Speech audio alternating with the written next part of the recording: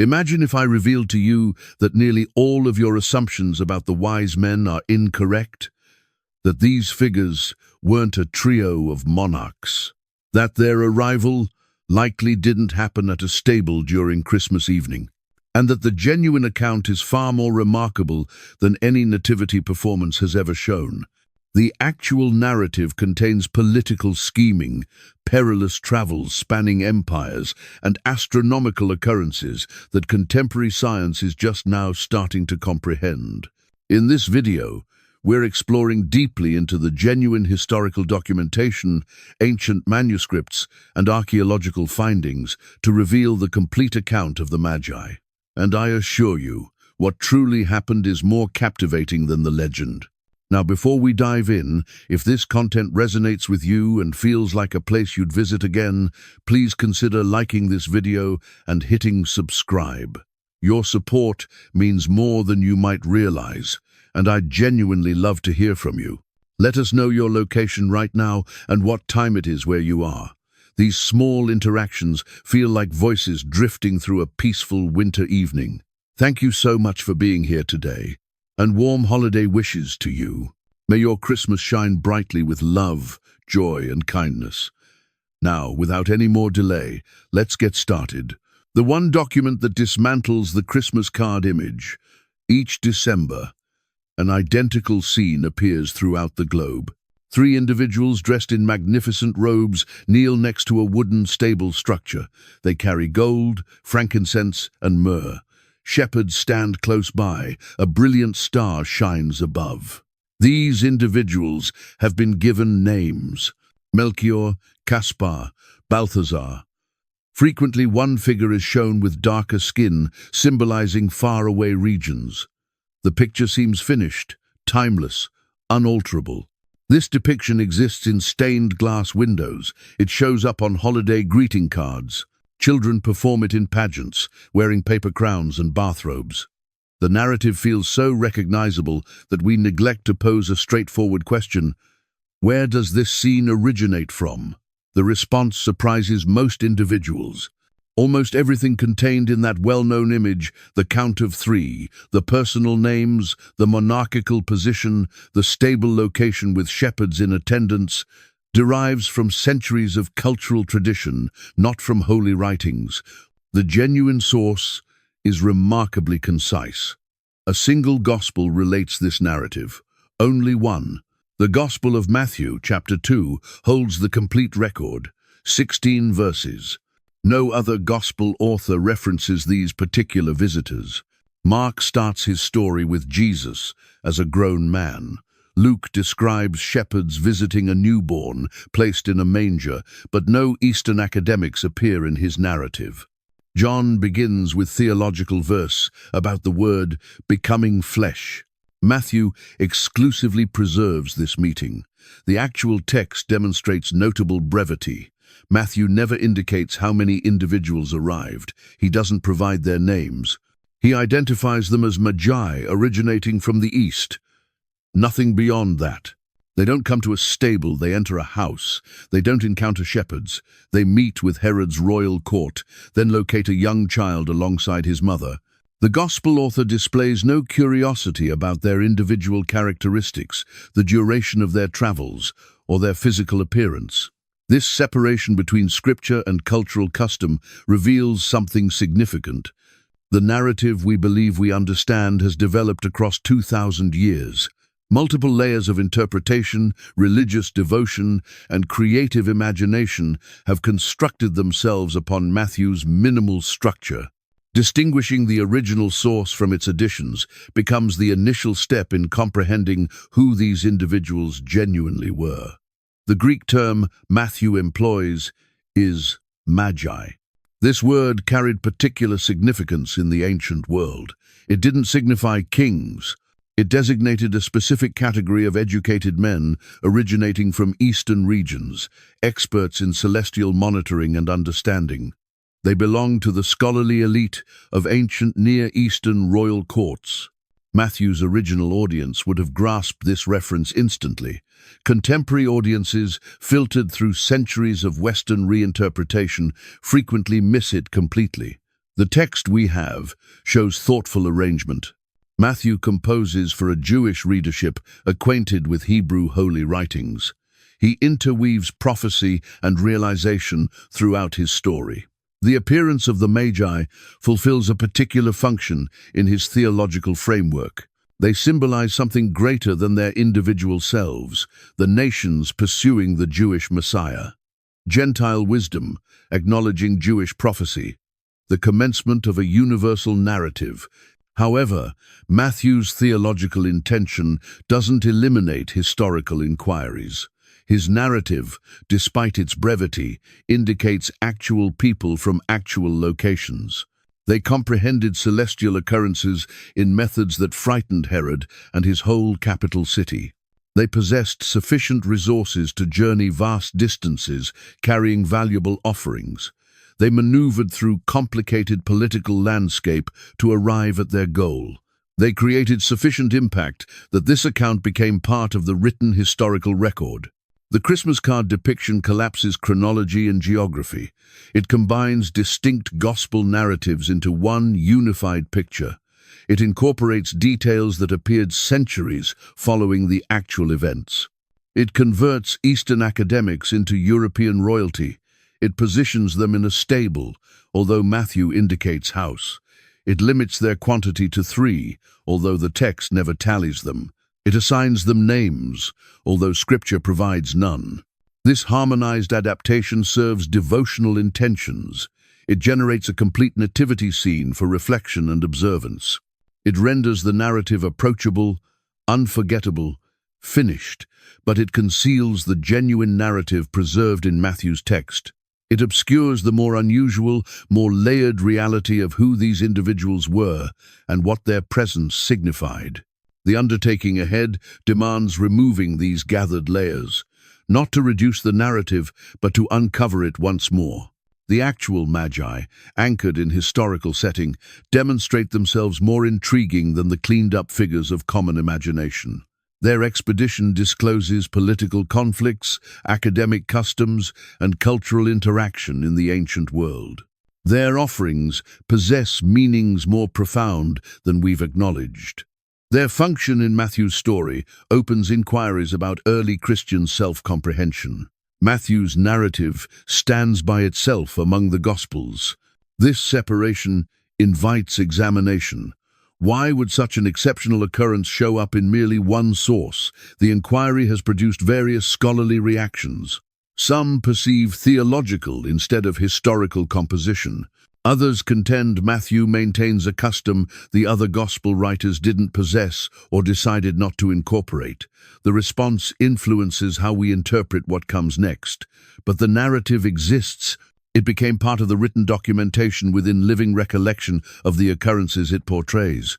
It contains indicators of historical situation, particular rulers, particular locations, particular conflicts. It includes details that fulfill no clear theological function.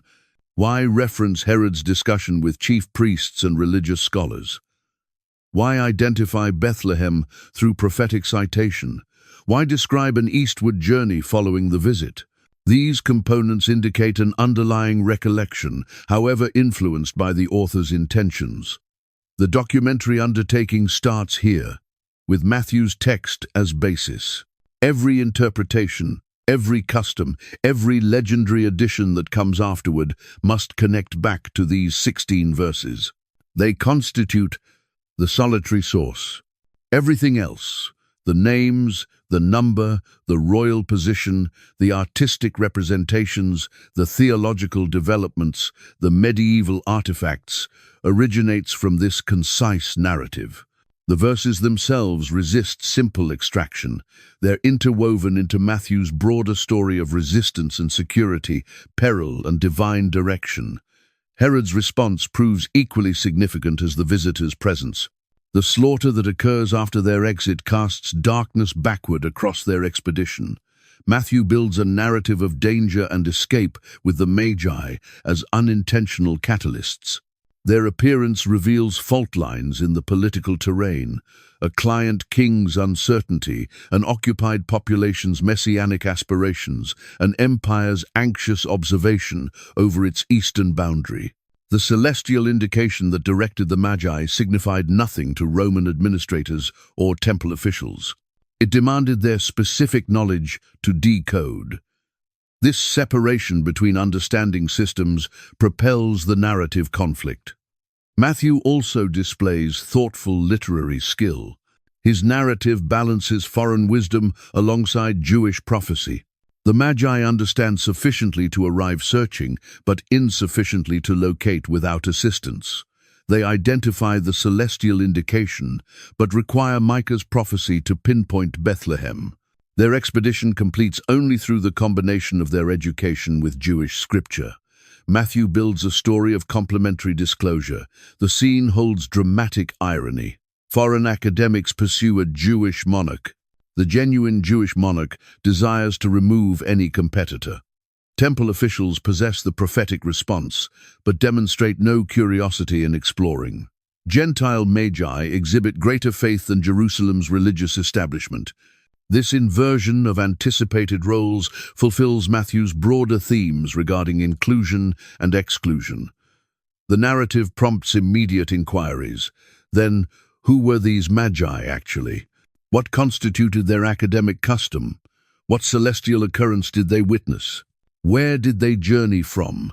How long did the expedition require? Why did they carry those specific offerings? What occurred following their exit? Matthew's brevity encourages investigation.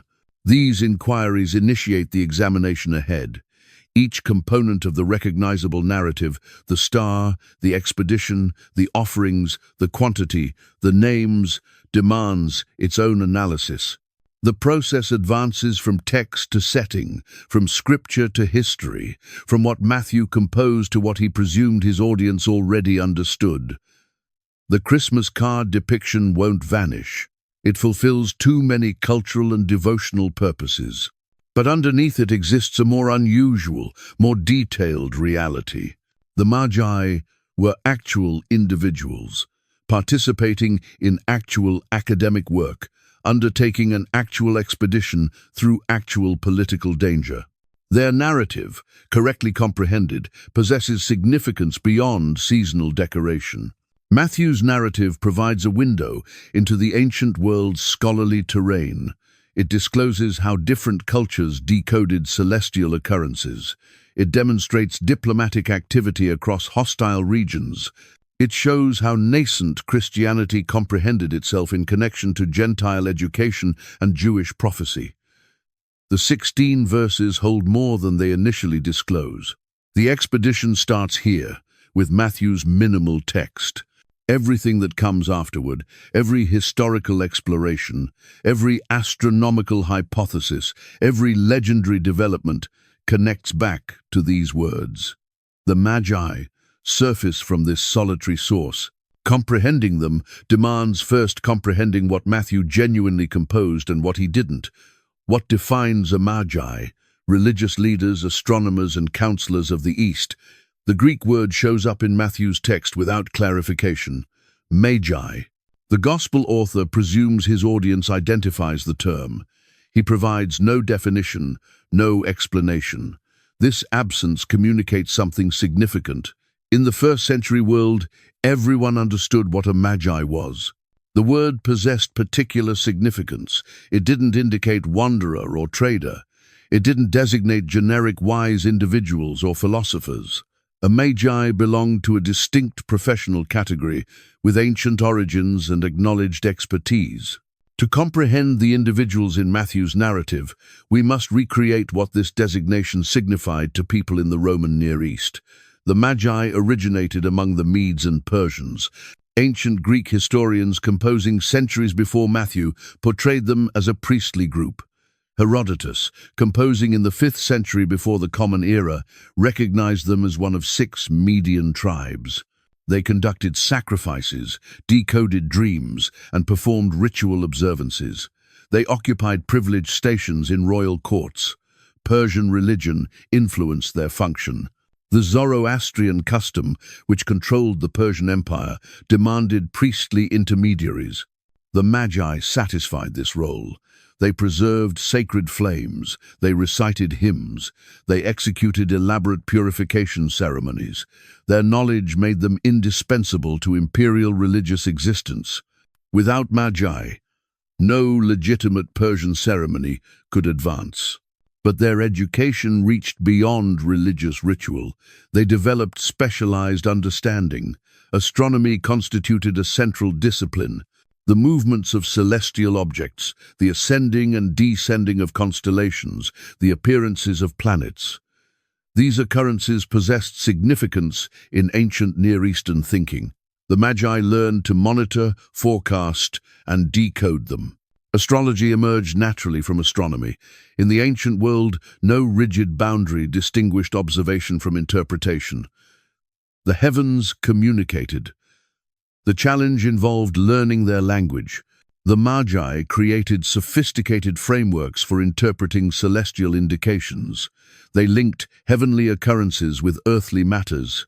Kings consulted them regarding favorable timing for military expeditions, coronations, and diplomatic undertakings. Dream decoding constituted another specialty. Ancient Near Eastern cultures regarded dreams seriously. They perceived them as communications from divine realms, but dreams demanded deciphering. Their symbols required translation. The Magi developed methods for this work. They preserved reference frameworks matching dream pictures to anticipated results. Royal courts appreciated this ability. A ruler's dream might disclose threats or possibilities. The Magi's interpretation could influence policy. The Book of Daniel maintains a vivid description of Magi at work. The story positions Daniel, a Jewish exile, in the Babylonian and Persian courts. The text references several groups of court specialists: magicians, enchanters, sorcerers, and Chaldeans. These categories overlapped. Daniel himself ascends to prominence among them through superior capability in dream interpretation. The account demonstrates Magi as a professional category arranged hierarchically with entry to royal authority. Daniel's station matters for comprehending Matthew's narrative. A Jewish individual operating successfully within the Magi custom demonstrates cultural interaction.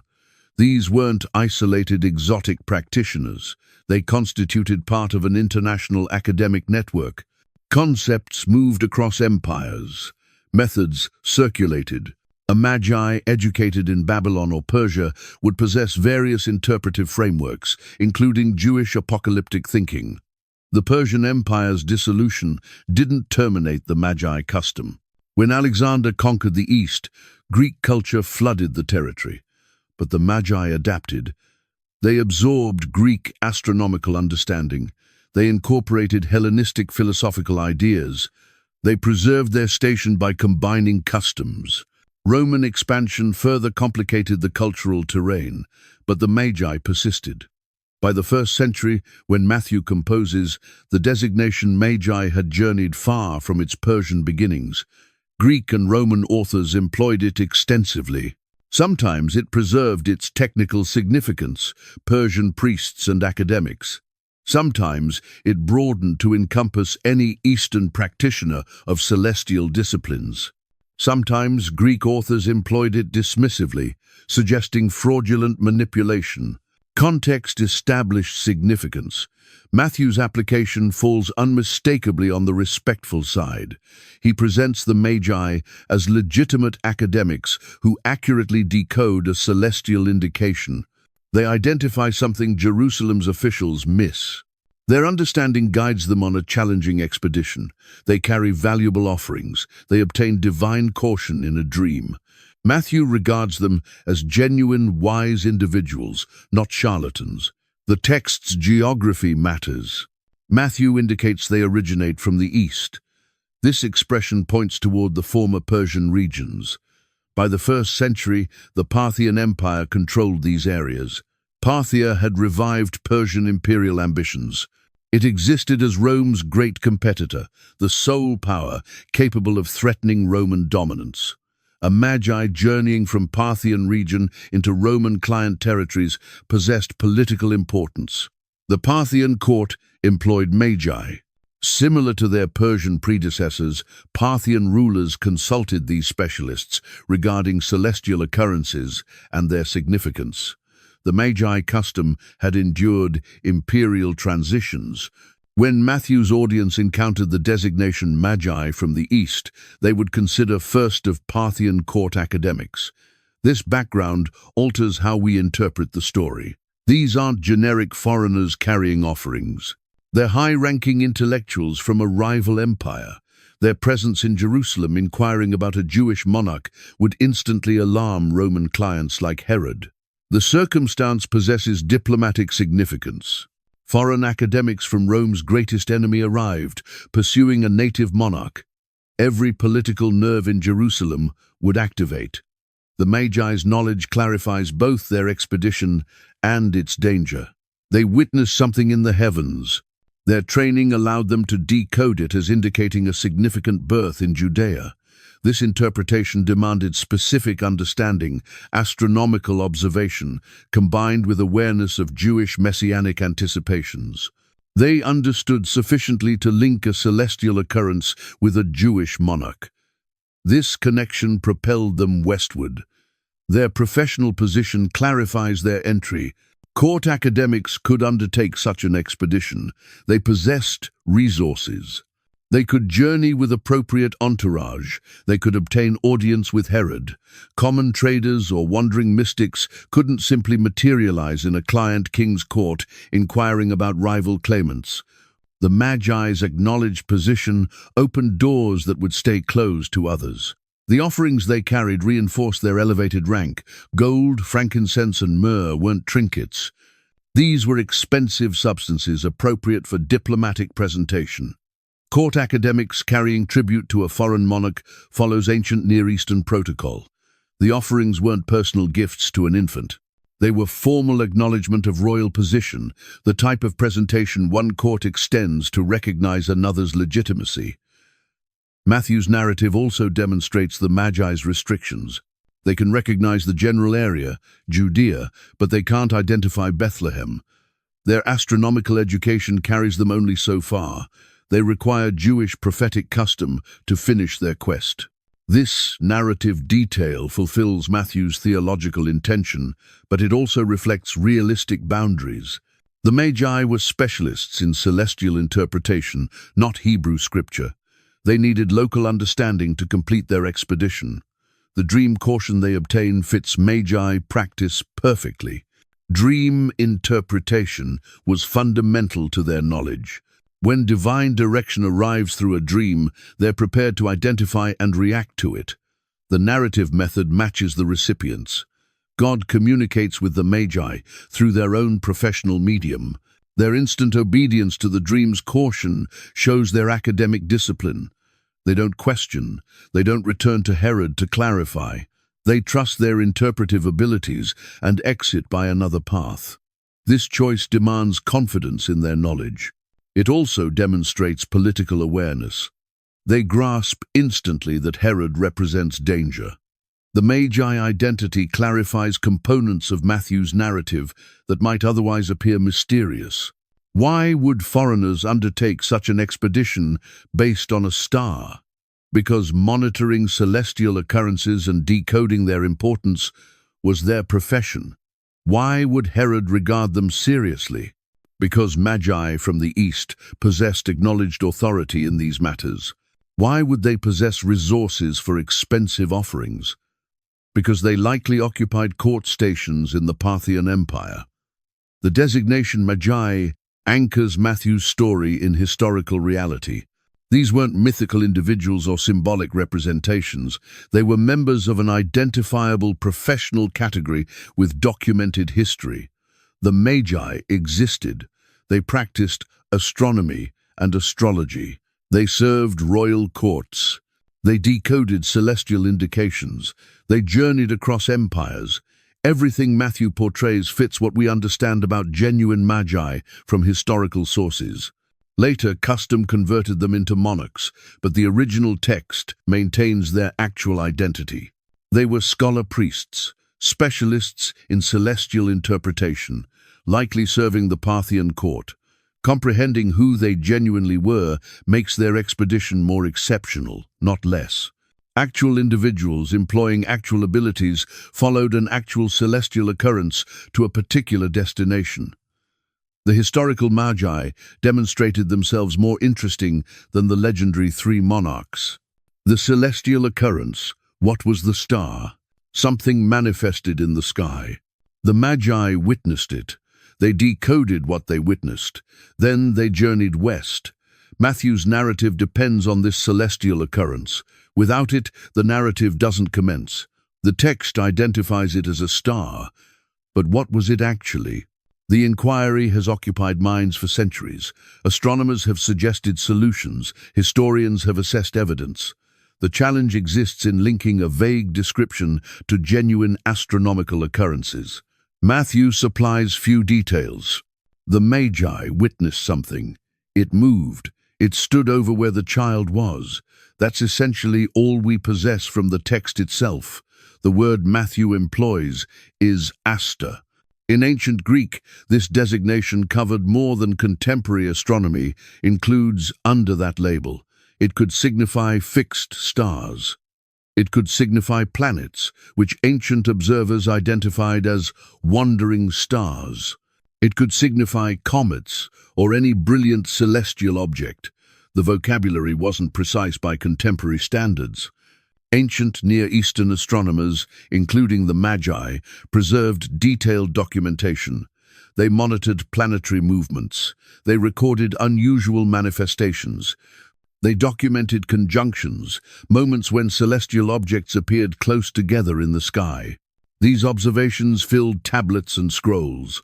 Mathematical astronomy in Babylon had achieved sophisticated levels. The Magi inherited these customs. Several astronomical occurrences in the years surrounding Jesus' birth merit examination. The first involves Jupiter and Saturn.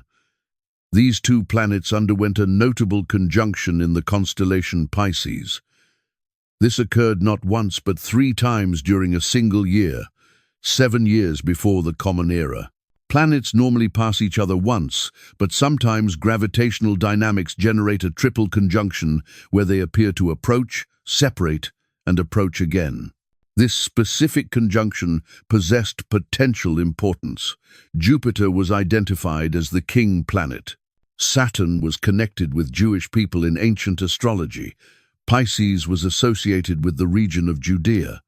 For a Magi trained in astrological interpretation, the combination might indicate a Jewish monarch. The triple occurrence would amplify the significance. This wasn't a fleeting indication, but a sustained celestial communication. The mathematics support this hypothesis. Retrograde motion, the apparent backward movement of planets from Earth's perspective, clarifies the triple conjunction. Jupiter's faster orbit generates this illusion as it passes Saturn. The planets appear to draw together, move apart, then converge again.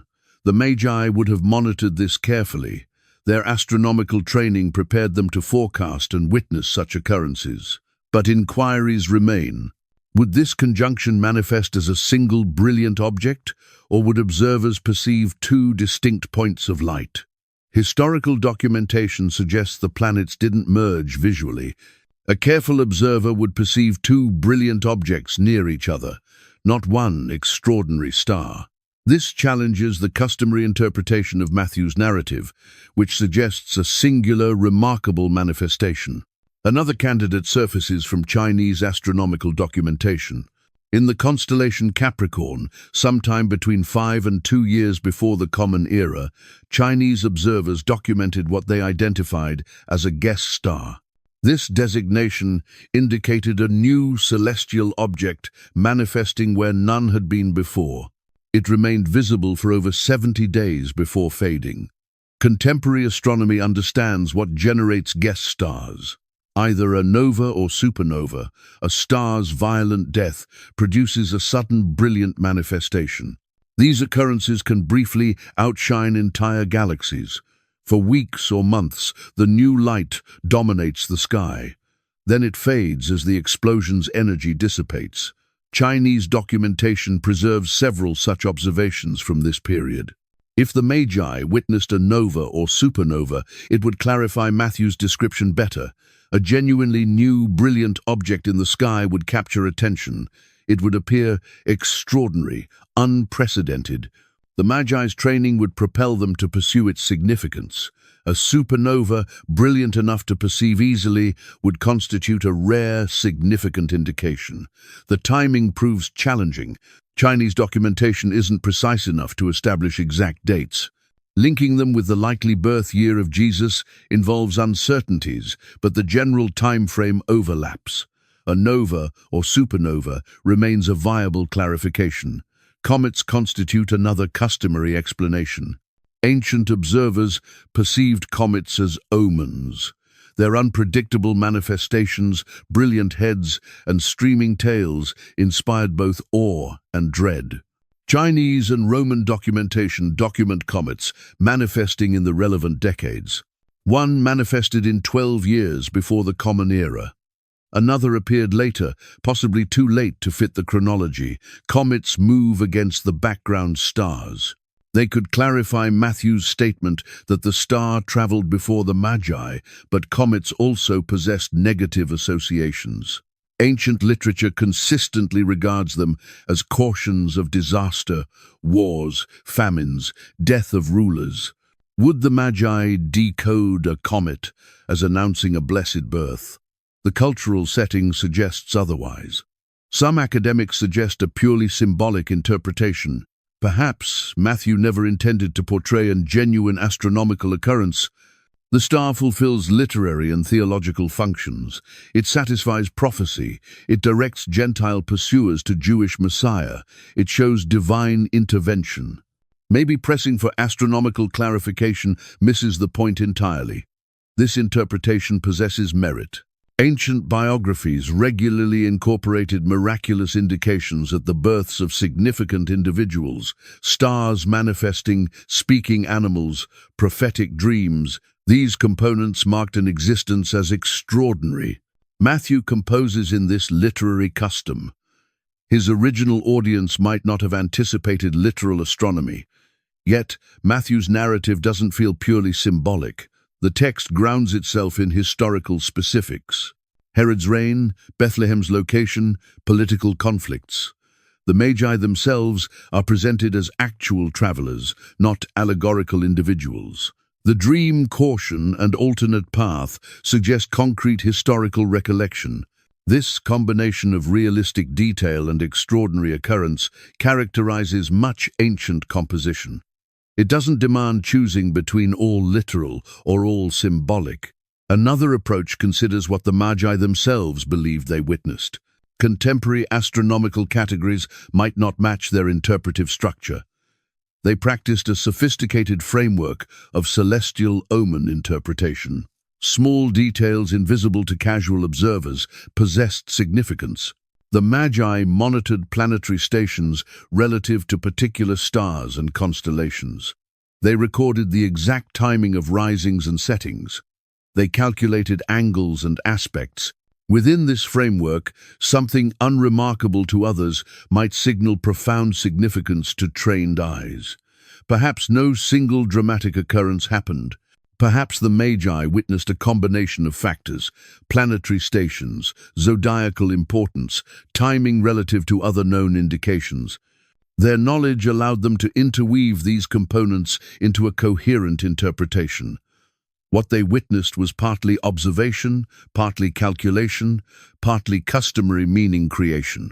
This clarification demands no miracle, but accounts for genuine academic conviction. The Magi weren't deceived or deluded. They witnessed actual celestial occurrences and decoded them through their professional structure. Their expedition resulted from legitimate academic work, even if contemporary astronomy would frame things differently. The text's statement that the star stood over where the child was presents special challenge. No celestial object stands motionless. Everything in the sky moves due to Earth's rotation. Even planets, which can appear motionless for days during retrograde transitions, don't mark particular ground locations. This detail strains naturalistic clarification. Perhaps the expression describes the star's station when the Magi reached their goal. They arrived at the house. Looking upward, they witnessed the relevant celestial indication positioned overhead. The coincidence confirmed they'd located the correct place. This interpretation demands less miracle but maintains the text's sense of direction, or perhaps Matthew portrays the Magi's subjective experience. To them, the celestial indication appeared to mark the location. Their interpretive structure allowed them to link sky and ground in methods that bridged observation and significance. The text reports their experience without demanding literal celestial mechanics. Historical exploration can't definitively resolve the star's identity. Too many possibilities exist. Evidence remains fragmentary. The text itself resists precision, but some conclusions surface. First, the Magi witnessed something actual in the sky. Their expedition wasn't based on fantasy. Second, their training prepared them to locate significance in what they witnessed. Third, whether Jupiter-Saturn conjunction, supernova, comet, or complex astrological configuration, the occurrence fit their expectation of portentous importance. The star matters because it motivated the expedition. Without celestial indication, no Magi arrive in Jerusalem. Without their presence, no confrontation with Herod happens. Without their testimony, no slaughter follows. The astronomical occurrence, whatever its nature, initiates the entire story. Matthew presents it as divine communication through natural means, the heavens declaring what the Magi were trained to hear. Contemporary audiences often desire certainty. We desire to recognize the exact astronomical occurrence. We desire to calculate precise dates. We desire to distinguish miracle from nature cleanly. The ancient text resists these demands. It reports what mattered to its author. Foreign academics followed a celestial indication and located a Jewish child they declared monarch. The mechanics interest Matthew less than the significance. The star symbolizes a bridge between worlds. Gentile astronomy encounters Jewish prophecy. Foreign education bows before Hebrew realization. The heavens themselves testify across cultural boundaries. Whatever manifested in the sky, it communicated in a language the Magi comprehended. It pulled them from distant courts to a modest house in a small town. That expedition, more than the star's precise nature, possesses the narrative's significance. The geopolitical expedition from Parthia to Jerusalem. Distance separated the Magi from their goal. Vast distance, contemporary maps allow us to trace probable paths. Ancient geography makes the expedition's challenge clear. Between the Parthian heartland and Roman Judea stretched hundreds of miles. The route crossed deserts, mountains, and political boundaries. This wasn't a casual trip. It demanded planning, resources, and determination. The Parthian Empire controlled region from the Euphrates to India. Its rulers preserved courts where academics served. Archaeological findings confirm the Magi's presence there. Administrative tablets reference them. Court documentation notes their counsel. The empire's western edge pressed against Rome's eastern boundary. These two powers circled each other cautiously. Treaties held, but conflict simmered.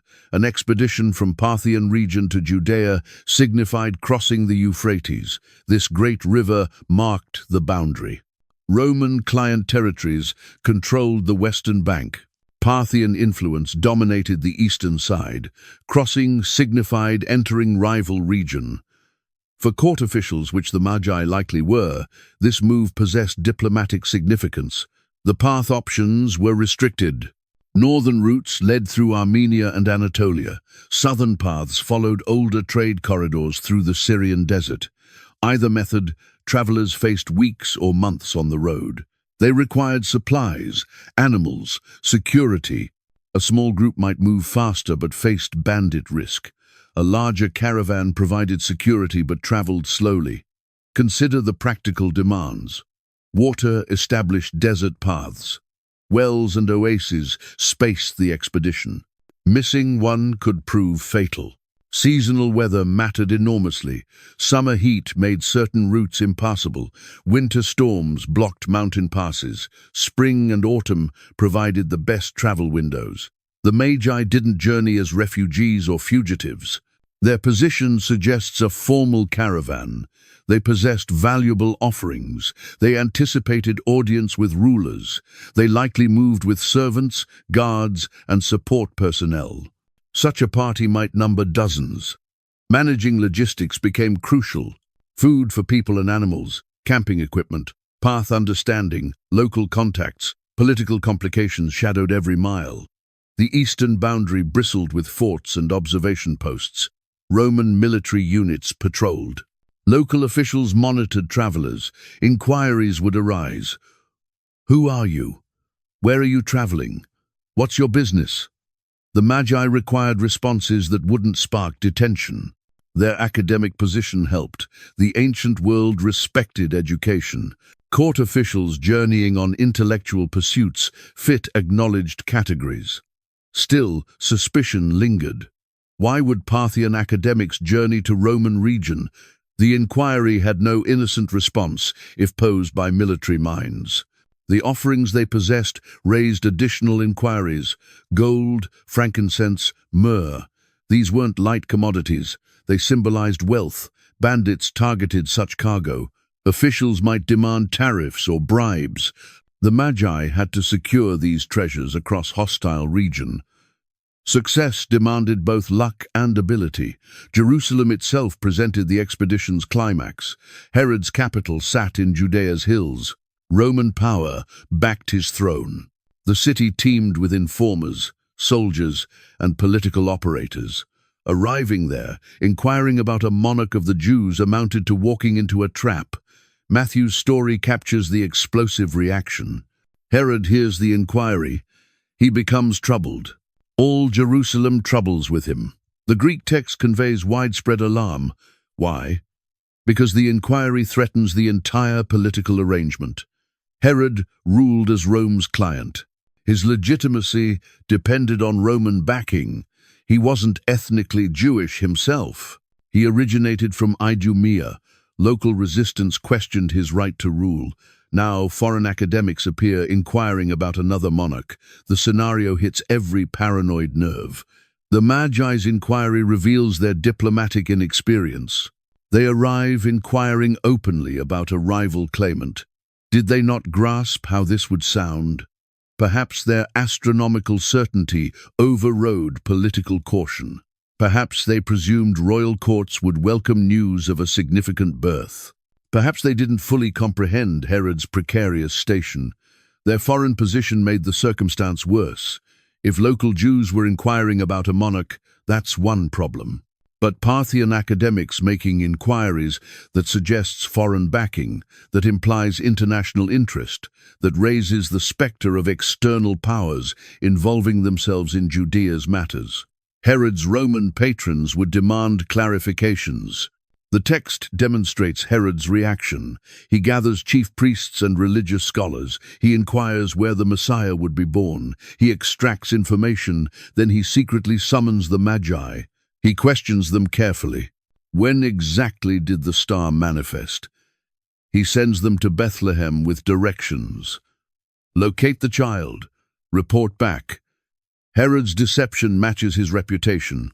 Historical sources portray him as brutal, paranoid, effective. He'd eliminated previous threats. He'd executed his own sons over succession fears. Foreign academics inquiring about a monarch represented exactly the type of threat he'd ruthlessly suppress. The Magi proceed to Bethlehem. They locate the house. They present their offerings. They worship. Then they obtain caution through a dream. Don't return to Herod. Travel home another method. They obey instantly. This obedience reveals their eventual comprehension. Initially inexperienced, they now grasp the danger. The dream caution arrives through their own professional medium. They were specialists in dream interpretation. They identify legitimate divine communication. They trust it sufficiently to disobey a client king's direct directions. Their alternate path home possesses its own risks. They can't simply retrace steps that would lead back through Jerusalem. They must locate different routes. This improvisation in foreign region demands ability and courage. It also leaves them vulnerable to Herod's anger if discovered. Matthew's story shifts to aftermath. Herod waits. The Magi don't return. His anger erupts. He sends soldiers to Bethlehem with orders to eliminate all male children under 2 years old. The slaughter stems directly from the Magi's appearance and subsequent disappearance. Their expedition triggered catastrophe. This consequence reveals the geopolitical stakes. The Magi weren't neutral academics on harmless quests. Their presence destabilized Judea's political circumstance. Their inquiry challenged Herod's legitimacy. Their offerings acknowledged a rival monarch.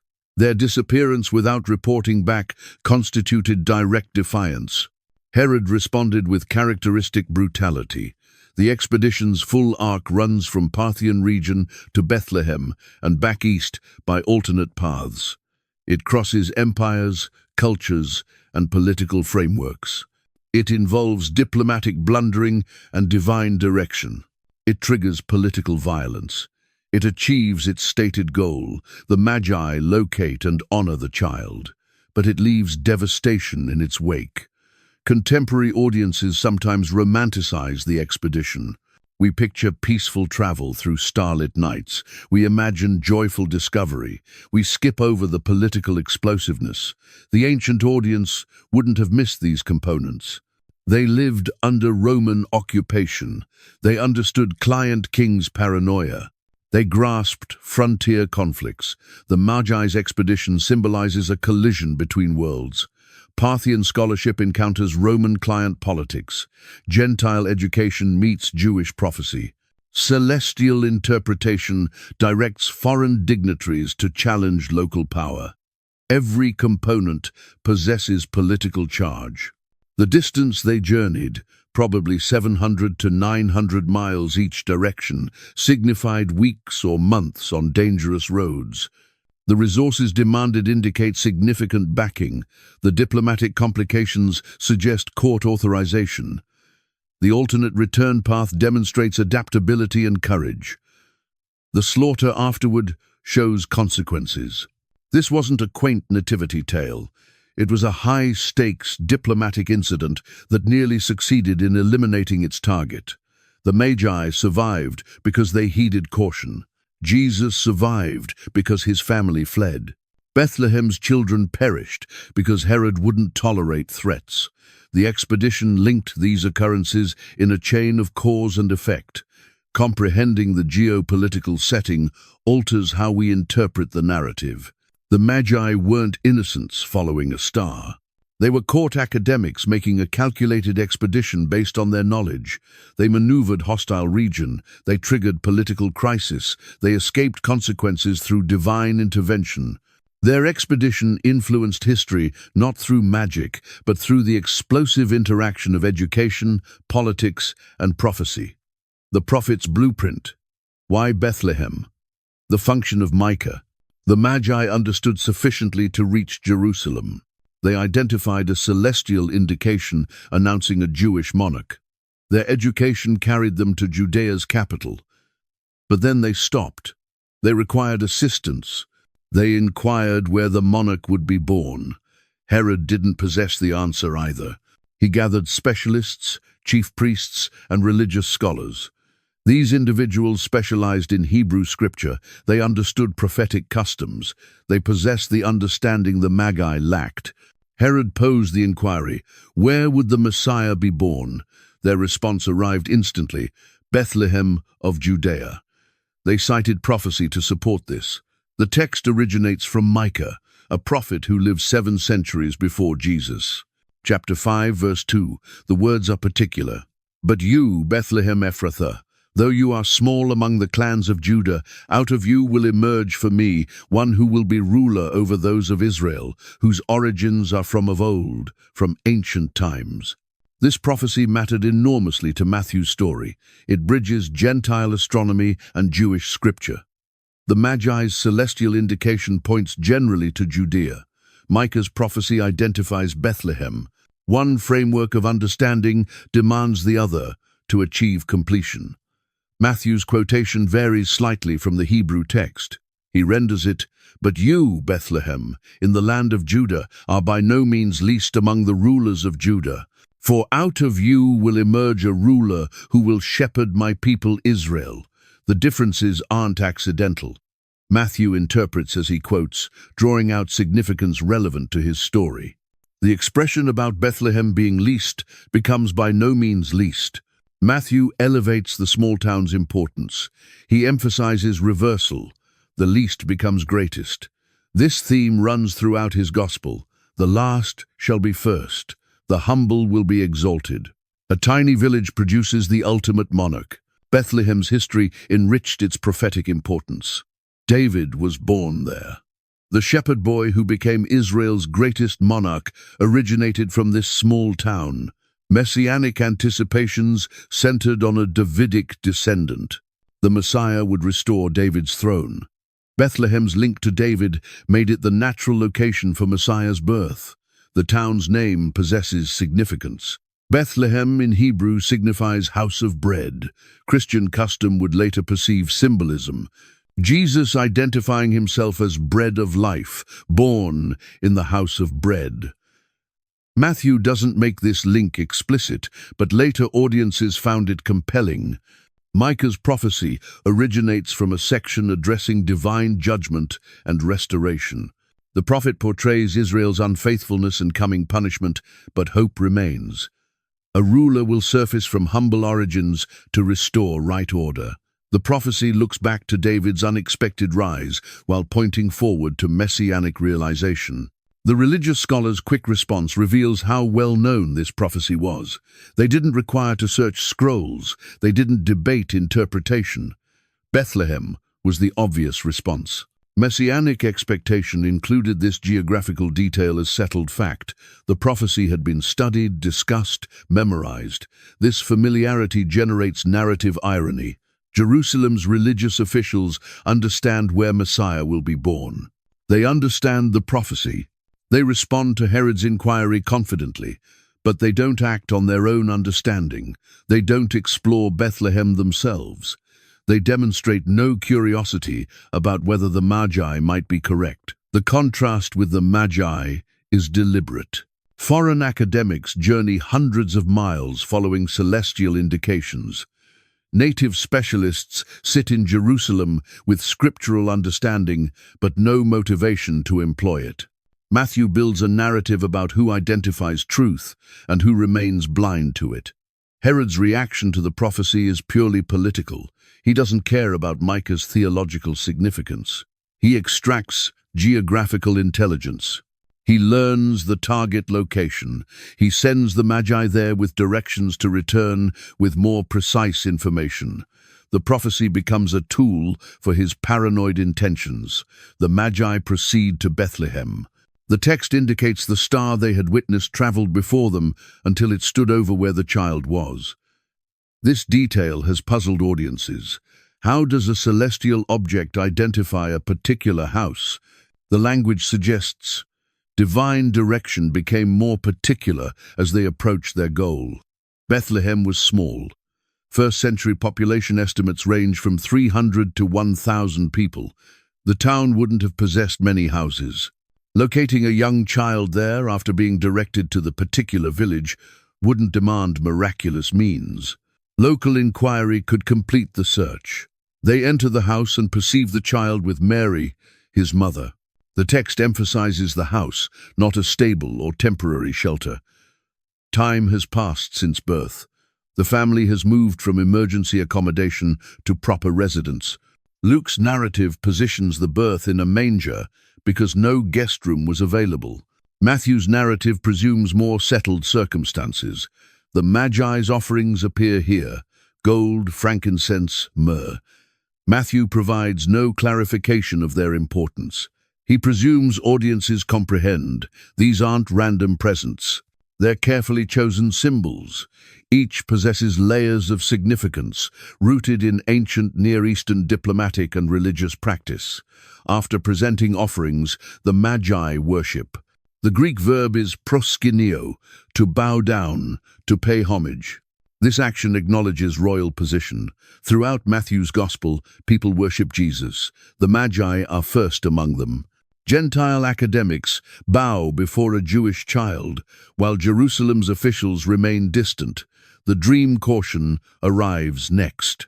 Don't return to Herod. Travel home another method. They obey, exiting by alternate path. Matthew reports this briefly, but the choice possesses significance. They're disobeying a client king's direct directions. They're abandoning diplomatic protocol. They're acting on dream interpretation, their own professional specialty over political obligation. Micah's prophecy has now satisfied its narrative purpose. It directed the search. It clarified why Bethlehem mattered. It linked celestial indication to scriptural prediction. Two independent understanding frameworks, Parthian astronomy and Jewish prophecy, converged on one small town and one particular child. Matthew's employment of Micah reveals his methodology. He interprets Hebrew scripture through the lens of Jesus' existence. Occurrences satisfy prophecies, details match predictions. This approach pervades his gospel. He quotes Hebrew prophets repeatedly. Each quotation fulfills to show that Jesus' narrative was foretold. Contemporary audiences sometimes struggle with this method. We distinguish between prediction and interpretation. We inquire whether prophecies were intended to apply to Jesus originally. We probe the separation between text and application. Ancient Jewish interpretation worked differently. It pursued contemporary significance in ancient texts. It anticipated scripture to speak to current circumstances. Micah wasn't necessarily predicting Jesus, particularly from a historical critical perspective. He addressed 8th century concerns. He communicated to his own audience about their circumstance. But Matthew's Jewish Christian community interpreted Micah in light of their experience. They located Jesus there. The prophecy acquired new significance through this interpretive act. The chief priests and religious scholars didn't interpret Micah the same method. They understood the text pointed to Bethlehem, but they didn't link it to the Magi's inquiry. They responded to Herod's inquiry without personal investment. Their understanding remained academic, disconnected from action. This distinction matters for Matthew's broader themes. He consistently portrays religious officials as knowledgeable but blind. They possess scripture, but miss its realization. The Magi, lacking scriptural background, nevertheless identify truth when they encounter it. Understanding alone doesn't guarantee insight. Bethlehem's function in the story is crucial but brief. The Magi arrive, locate the child, present offerings, worship, and exit. The town itself doesn't feature prominently. No Bethlehem residents appear in Matthew's narrative. The focus remains on the Magi's expedition and its consequences. Yet, Bethlehem's prophetic importance influences everything. Without Micah's prophecy, the Magi couldn't complete their search. Without the religious scholars' understanding of this prophecy, Herod couldn't direct them. The small town becomes the pivot point where celestial indication and scriptural prophecy intersect. Later custom would elaborate Bethlehem's function. Legends would identify exact locations. The cave where birth happened, the well where Mary drew water, the field where shepherds observed flocks. Matthew's narrative demonstrates no interest in such details. He focuses on the prophecy, not the location's specific details. The prophet's blueprint fulfilled its function. It pointed attention to the correct place. It showed scriptural foreknowledge. It linked Jesus to David's bloodline. And Bethlehem mattered not for its own qualities, but for what transpired there and what Scripture predicted would transpire there. Offerings of royal acknowledgement, the symbolism of gold, frankincense, and myrrh. 3 offerings. Matthew identifies them precisely: gold, frankincense, myrrh. He provides no clarification. Ancient audiences didn't require one. The offerings communicated a language everyone comprehended. Contemporary distance conceals their significance. We must retrieve what these materials represented. Gold possesses clear worth. Its scarcity, splendor, and lasting nature made it the ultimate precious metal. Ancient economies employed it as money. Rulers accumulated it. Temples exhibited it. Diplomatic missions offered it as tribute. Gold recognized value and authority. But gold signified more than riches. It symbolized kingship itself. Crowns were gold. Royal insignia incorporated it. Thrones might be covered with it. The material's physical characteristics, its resistance to corrosion, its workability, its radiant color, made it suitable for royalty. Gold didn't decay. Kings ideally didn't either. Ancient Near Eastern diplomacy used gold systematically. When one ruler recognized another's position, gold changed hands. The Amarna letters, diplomatic correspondence from 14th century Egypt and Near Eastern kingdoms, repeatedly referenced gold offerings. Vassal states sent gold to pharaohs. Allied monarchs exchanged it. The quantity and purity mattered, indicating the relationship's nature. The Magi's gold offering follows this tradition. They offer it to someone they identify as monarch. The offering confirms their declaration. They're not simply recognizing Jesus as monarch, they're regarding him as one. The gold enacts the acknowledgement it represents. Diplomatic protocol made material. Frankincense demands clarification for those unacquainted with ancient religious custom. This aromatic resin originated from trees growing in southern Arabia and northeast Africa. Harvesters made incisions in bark, allowing sap to seep and solidify. The resulting tears, hardened droplets of resin, were gathered and traded. Frankincense burned with fragrant smoke. Temples consumed enormous quantities.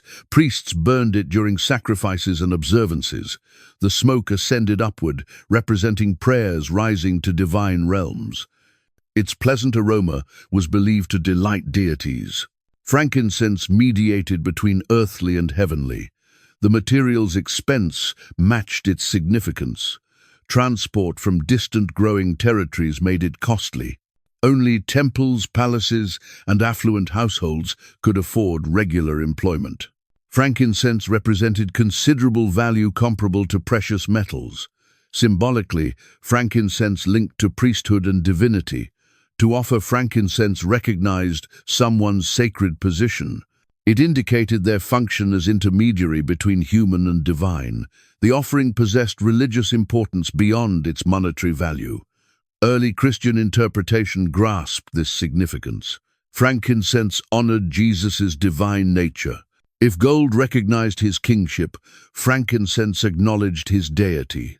The offering foreshadowed his priestly function, the mediator between humanity and the divine. Later theology would develop these links. Myrrh completes the trio. Like frankincense, myrrh was aromatic resin from particular trees. It originated from similar territories, Arabia, Northeast Africa. Harvesters employed similar methods. The dried resin could be burned as incense or combined with oil for anointing. But myrrh's associations differed from frankincense. While frankincense connected primarily to worship and celebration, myrrh linked to burial and death. Ancient peoples employed myrrh in embalming. They prepared bodies with it. They anointed the deceased. Its preservative characteristics and pleasant aroma made it valuable for funerary rites. Myrrh also fulfilled medicinal functions. Combined with oil, it treated wounds. It possessed analgesic properties. Mark's Gospel references someone offering Jesus wine mixed with myrrh during crucifixion, a pain reliever. John's Gospel portrays Nicodemus bringing myrrh and aloes for Jesus' burial, 75 pounds of spices, a royal quantity. The symbolic significance emerges unmistakably. Myrrh recognized mortality. It anticipated death. To offer myrrh alongside gold and frankincense generated tension, kingship, divinity, mortality. The three offerings together painted a comprehensive portrait. Royal authority, sacred nature, human vulnerability to death. Christian tradition embraced this interpretation. The offerings prophesied Jesus' complete identity. Gold for the monarch, frankincense for the priest, and divine son, myrrh for the sacrifice, the one who would die and be buried. Medieval art made these connections explicit, depicting the Magi presenting offerings with complete knowledge of their prophetic significance. The offering's worth merits emphasis. These weren't token presents. Gold, frankincense, and myrrh represented substantial wealth. Ancient sources document their high expense. The Magi carried treasure. This wasn't casual acknowledgement, but costly recognition. The expense fits diplomatic protocol. Court scholars representing Parthian authority wouldn't arrive with cheap trinkets. The offering's worth matched the recipient's claimed position. To honor a monarch demanded king-worthy presents. The Magi's offerings enacted their message through their costliness. Practical inquiries arise. How did Mary and Joseph employ these offerings? Did they sell them?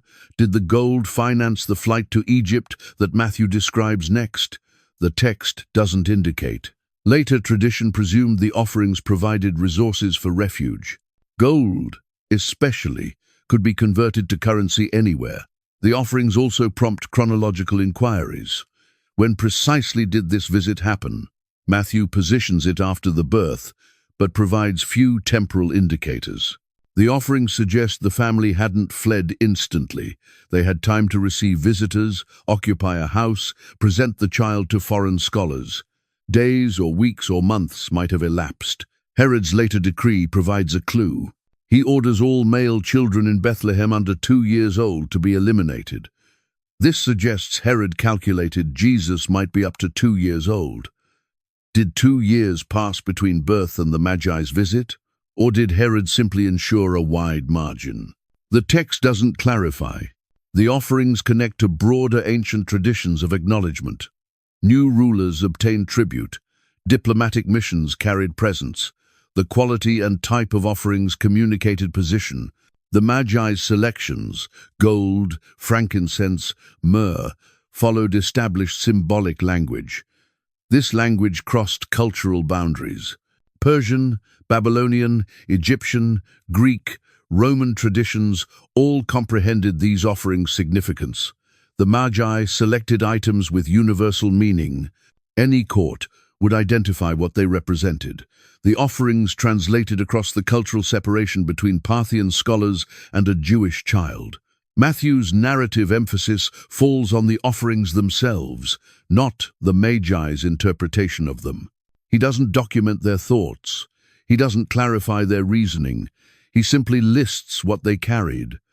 The symbolic significance carries itself without explicit commentary.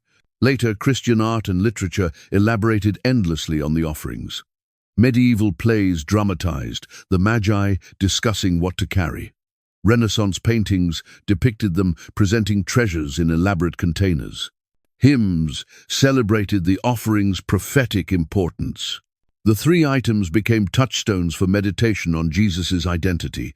Contemporary audiences sometimes miss the offering's scandal. We're accustomed to the narrative. We've witnessed countless nativity scenes. We don't experience the shock, but imagine the scene freshly, foreign dignitaries presenting royal tribute to a peasant child in a provincial house. The disproportion staggers. The claim embodied in those offerings challenged every assumption about power and worth. The offerings also accomplished acknowledgement. By presenting them, the Magi enacted what they proclaimed. They regarded Jesus as monarch, regardless of current circumstances. The gold, frankincense, and myrrh didn't await future coronation. They recognized present reality hidden from most observers. This performative aspect matters theologically. The Magi didn't discover an established monarch. They identified and declared one whom others hadn't recognized. Their offerings helped constitute the reality they proclaimed. This act of acknowledgement and honor precedes and enables later developments. The three materials, Gold, frankincense, myrrh became inseparable from the Magi narrative. You can't relate the account without referencing them. They define the visit's character. They possess the narrative's symbolic weight. They transform a simple expedition into a rich tapestry of significance. The quantity, the names, and the legend. How the narrative developed. Matthew never tallies the Magi. He employs plural forms. He references multiple travelers, but never indicates how many. 2, 4, 7. The text remains silent, yet everyone understands there were 3. How did this occur? The offerings provide the clue. 3 offerings: gold, frankincense, myrrh. Early Christians presumed 3 givers. 1 offering per person seemed natural. If Matthew references 3 presentations, 3 Magi must have carried them. The reasoning appears simple but rests on assumption, not textual evidence. Early Christian art displays varied quantities. Syrian Christian tradition portrayed 12 Magi, sometimes more. This links them to the 12 tribes or 12 apostles, symbolic completeness. Armenian tradition sometimes numbered 2. The quantity varied across territories and centuries. Western Christianity settled on 3. By the 6th century, this became standard in Latin churches. Art, literature, and liturgy presumed 3 visitors. The quantity persisted. Today, most Christians encountering the narrative picture exactly 3 individuals, but the quantity 3 arrived before names did. Early centuries passed without anyone claiming to understand the Magi's individual identities. Church fathers discussed them without naming them. Art portrayed them without labels. They remained anonymous visitors from the East. Names surfaced gradually. The earliest known reference originates from a 6th century Greek manuscript. It lists names, but they differ from what became standard. Various sources suggested different identities. No consensus existed initially. The names we identify, Melchior, Caspar or Gaspar, and Balthazar, solidified in Western tradition around the 8th or 9th century. A Latin text called Excerpta Latina Barbari provides an early reference. Medieval literature adopted and circulated these names. Each name acquired significance. Melchior supposedly signified King of Light, or My King is Light. Caspar might signify Treasurer or White One. Balthazar links to Babylonian royal names, Belshazzar, signifying Bel protect the king. The etymologies vary, but they reinforce the sense that these were significant, knowable individuals. The names linked to developing racial symbolism. Medieval tradition assigned different ages and ethnicities to the 3. Melchior became an elderly European. Caspar appeared as middle-aged and Asian. Balthazar was portrayed as young and African. This trio represented the known world, 3 continents, 3 ages of existence, all humanity bowing before Christ. This interpretation fulfilled theological functions. Christianity claimed universality. The Magi became symbols of this universal appeal. Every nation, every age, every race locating and honoring Jesus. The artistic and literary tradition constructed elaborate structures on this foundation. Their position transformed too. Matthew identifies them as Magi, scholars, priests, astrologers. Nowhere does he identify them as monarchs. But Psalm 72 portrays monarchs bringing offerings to the rightful ruler. May the kings of Tarshish and of distant shores bring tribute to him. May the kings of Sheba and Seba present him offerings. May all monarchs bow down to him. Early Christian interpreters linked this psalm to the Magi. If Scripture foretold monarchs bringing offerings and the Magi brought offerings, then the Magi must be monarchs. The reasoning satisfied medieval minds. By the Middle Ages, their royal position was unquestioned. This transformation reflects broader tradition. Christianity absorbed Greco-Roman culture. Learned Magi from Eastern empires didn't resonate with medieval European audiences. But monarchs, that made sense. Monarchs exemplified honor, power, legitimacy. Making the Magi monarchs elevated their importance in European imagination. Their legends grew more elaborate. Supposed histories detailed their existences before and after encountering Jesus. Some traditions claimed they became Christian missionaries. Others indicated they were martyred. Stories positioned their deaths in various locations. Their supposed relics generated pilgrimage destinations. John of Hildesheim, a 14th-century writer, composed an extensive legendary history. He portrayed their kingdoms, their ages, their personal characteristics. He narrated their expedition in vivid detail. He reported their reconvening after Jesus' death to share faith. He tracked their martyrdom under persecution. His work represents medieval legend at full flowering. None of this appears in Matthew. None originates from reliable historical sources. But the legends satisfied desires that the sparse biblical account couldn't address. People desired names, narratives, concrete details. Legend provided what history couldn't verify. The supposed relics of the three monarchs became precious treasures. Constantinople claimed to possess them initially. Helena, mother of Constantine, supposedly discovered them. From Constantinople, they moved to Milan in the 4th century. Finally, in 1164, they arrived at Cologne. Frederick Barbarossa, Holy Roman Emperor, gave the relics to Reinald of Dassel, Archbishop of Cologne. Reinald transported them from Milan after Barbarossa's Italian campaign. The transfer involved political maneuvering and military victory. Cologne gained immense prestige from these relics. A magnificent shrine was commissioned to house them. The Shrine of the Three Kings in Cologne Cathedral stands as a masterpiece of medieval goldsmith work.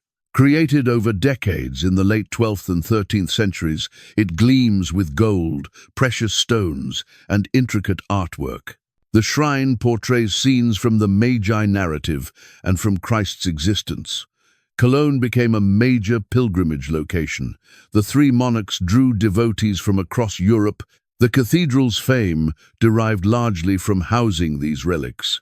Pilgrims purchased badges, offered prayers, sought blessings. The economic and spiritual impact influenced the city's identity. What actually rests in that shrine? Scientific examination has never been conclusive. The relics could be anyone's bones. Medieval relic authentication involved faith claims, not empirical verification. Cologne's possession mattered more than historical proof. This relic veneration reveals how far the narrative traveled from Matthew's text. Unnamed scholars became identified monarchs with elaborate biographies and recoverable remains. The separation between source and tradition grew enormous. Early church fathers demonstrate earlier stages. Origen, writing in the 3rd century, discusses the Magi at length. He defends their astrological background against critics who thought astrology incompatible with genuine faith. He argues God employed their own discipline to direct them, but Origen doesn't name them or tally them definitively. Augustine, in the 5th century, also examines their narrative. He emphasizes their Gentile position, their function as first fruits of the nations. He explores the theological importance of Gentiles identifying Christ before most Jews did, but he too provides no names or particular quantities. The transformation accelerated after Christianity became Rome's official religion. Imperial Christianity desired grandeur.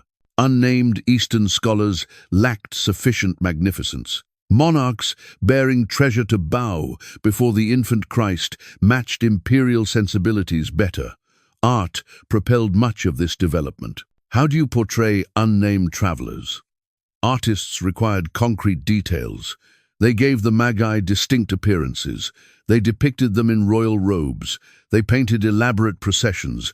Each artistic selection became traditional, then normative. Medieval mystery plays, dramatized. The Nativity.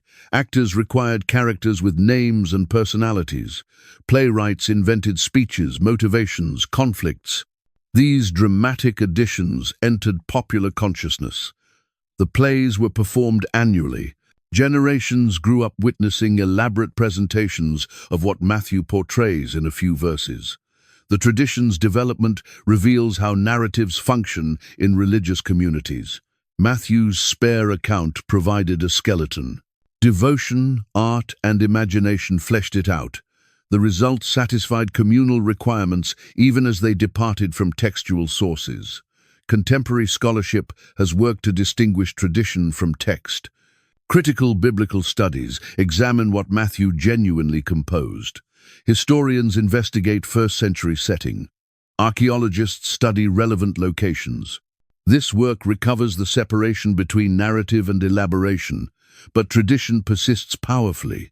Most Christians still envision three monarchs named Melchior, Caspar, and Balthazar.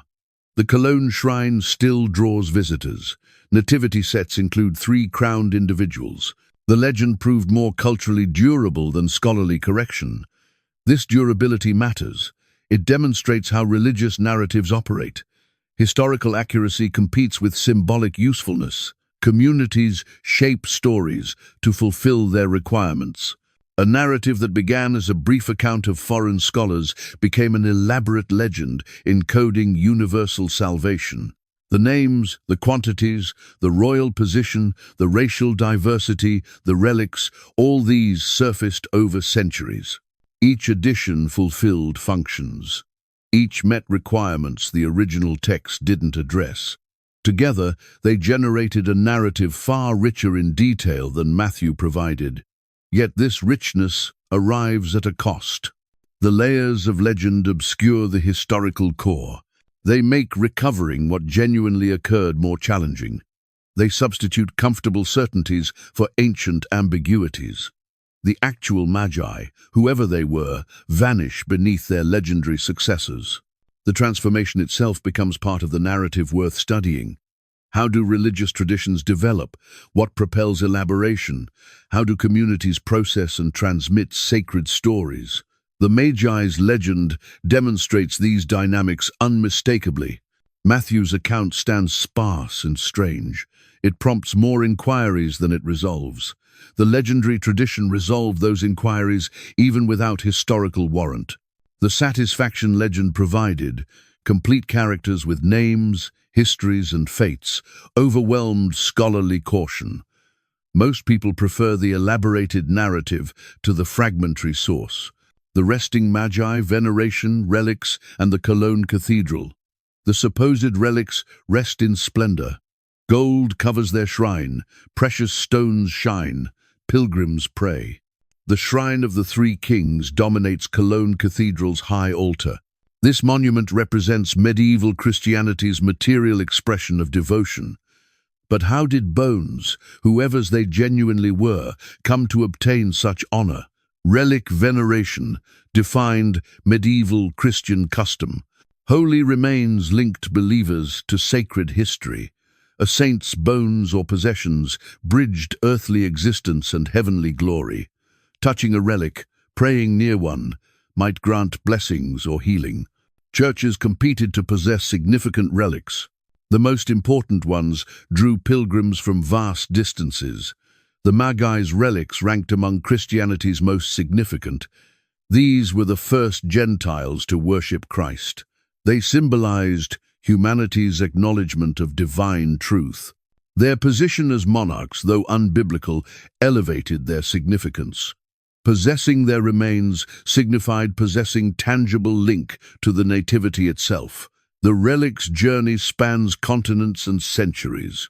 According to tradition, Helena, Constantine's mother, discovered them in Persia during the 4th century. Helena traveled extensively, pursuing Christian holy locations and relics.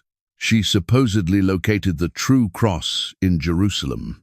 Her discoveries influenced Christian sacred geography. Whether Helena genuinely went to Persia remains questionable. Historical evidence is thin, but the tradition attributes the relic's initial recovery to her. From Persia, they supposedly traveled to Constantinople, the Christian Empire's eastern capital.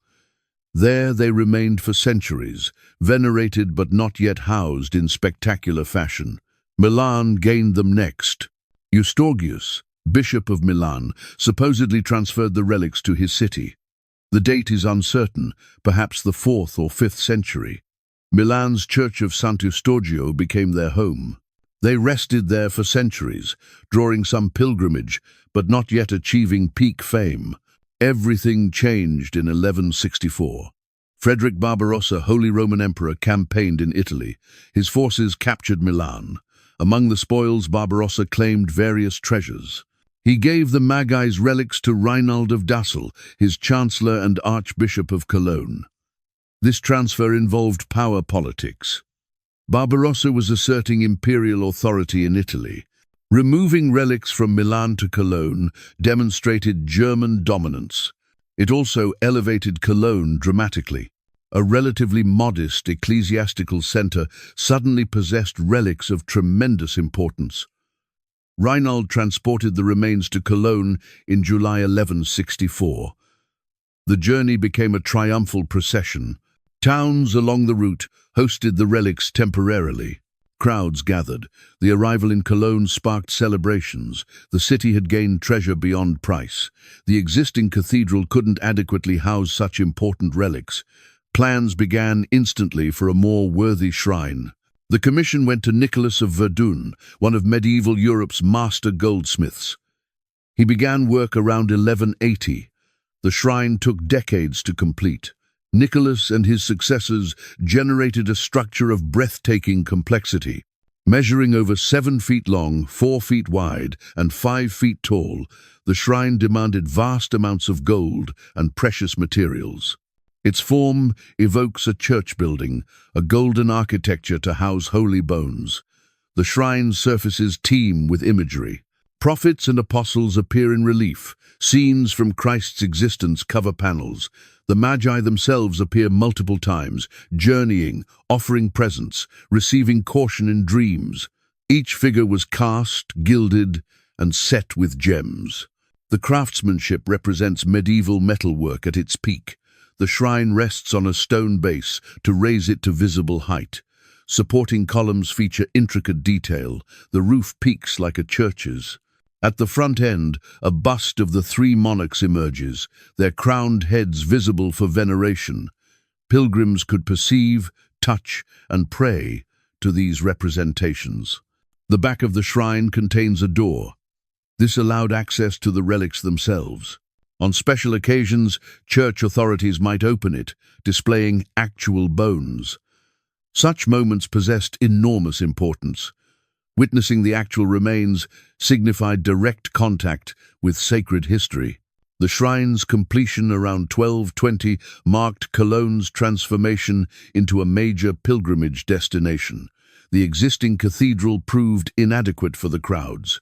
Plans emerged for a new, grander structure. The Gothic cathedral we recognize today began construction in 1248, driven largely by the need to worthily house the Magi relics. Cologne's Gothic cathedral took over 6 centuries to complete. Work halted for long periods. The original medieval construction terminated in the 1500s, with the building incomplete. Only in the 19th century did renewed effort finish it. Throughout this long history, the Shrine of the Three Kings remained the cathedral's heart and function. Pilgrims approached the shrine along established routes. They purchased badges as souvenirs. They offered prayers and presents. They sought intercession for healing, guidance, or blessing. The Three Monarchs cult generated significant economic activity. Cologne prospered from their presence. Artistic representations of the shrine spread its fame. Illuminated manuscripts portrayed it. Descriptions circulated. Its design influenced other reliquaries. The shrine became iconic.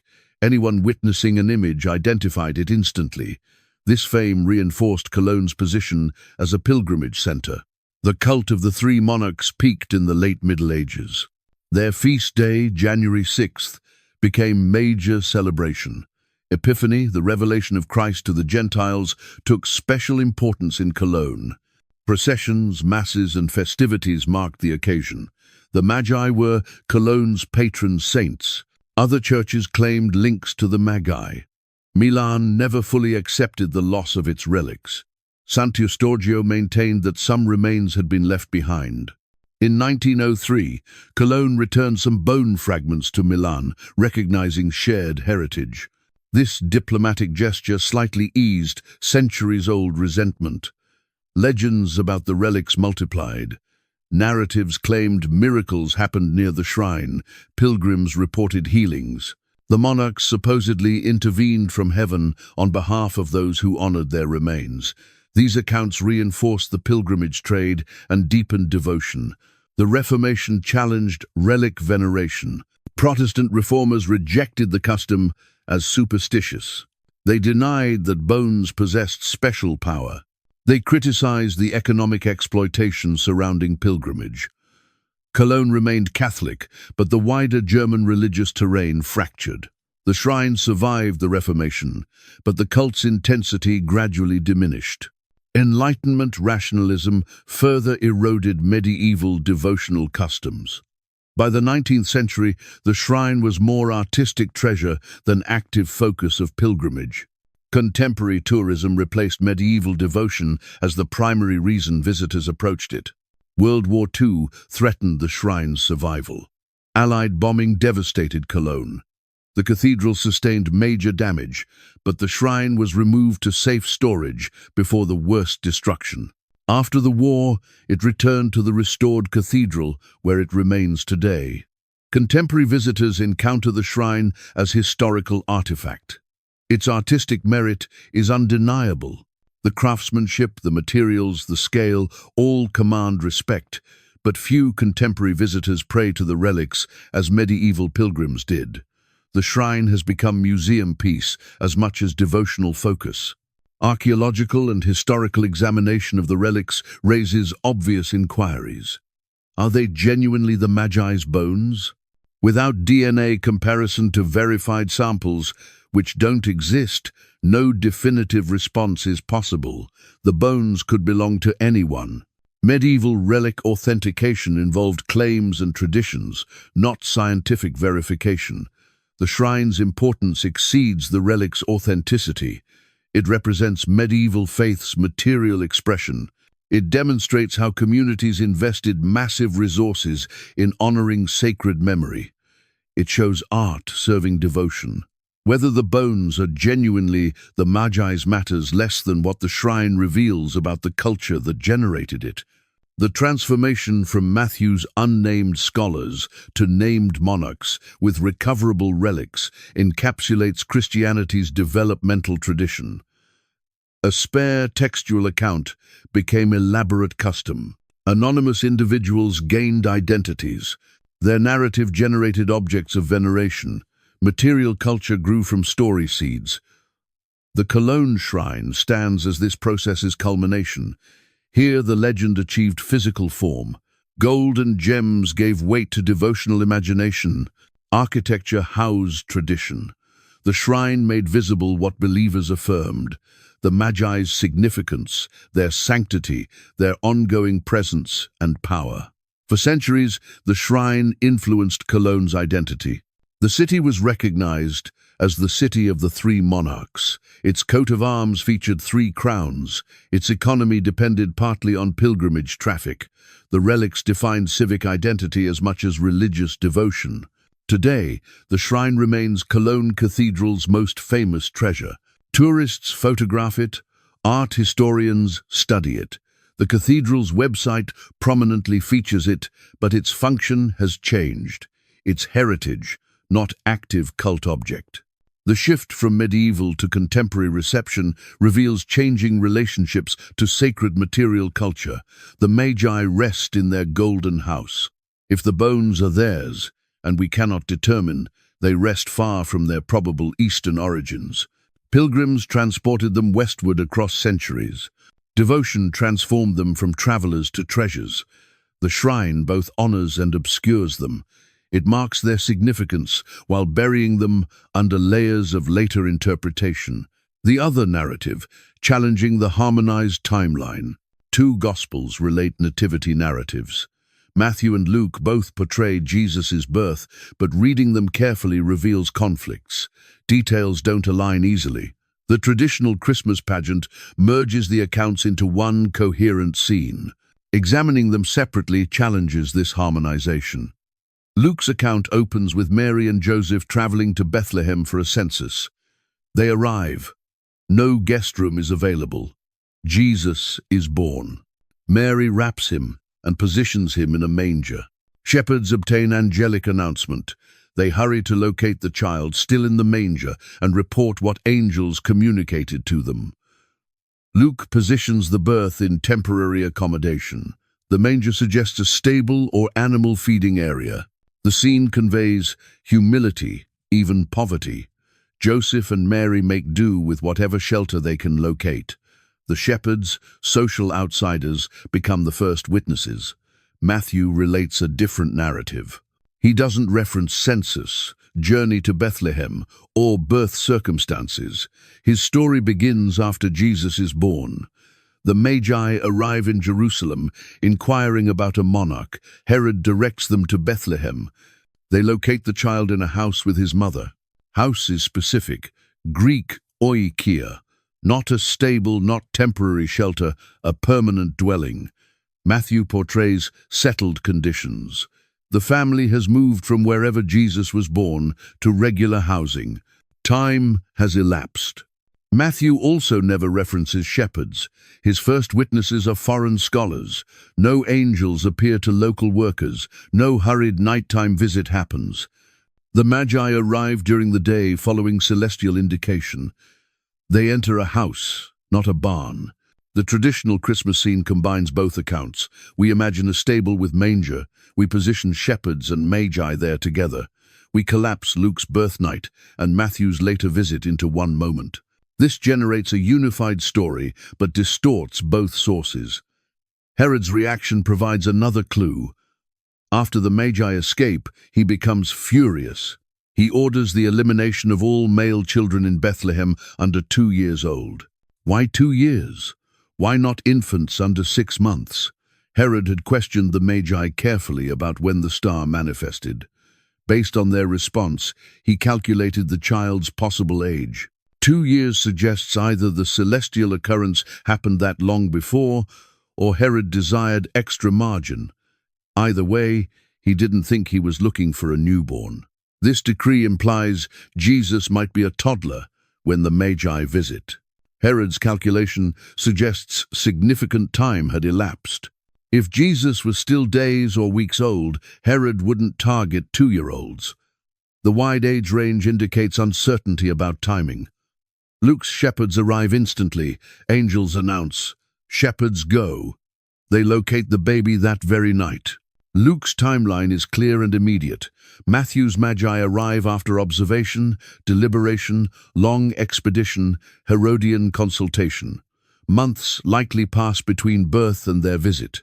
Matthew's reference to a house makes sense in this longer timeline.